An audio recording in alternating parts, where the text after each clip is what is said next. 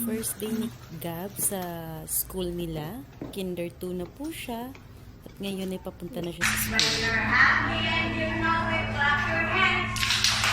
When you're happy and you know, when you're happy and you know, when you're happy and you know it, clap your hands.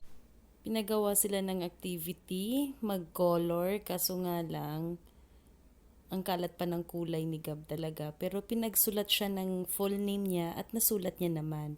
At ngayon mga kabisdak, ipapasa niya na yung activities na gawa niya.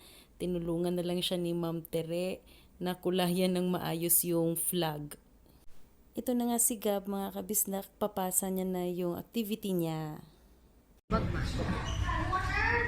Wow. Oh, wow. So these are flag. Who is this?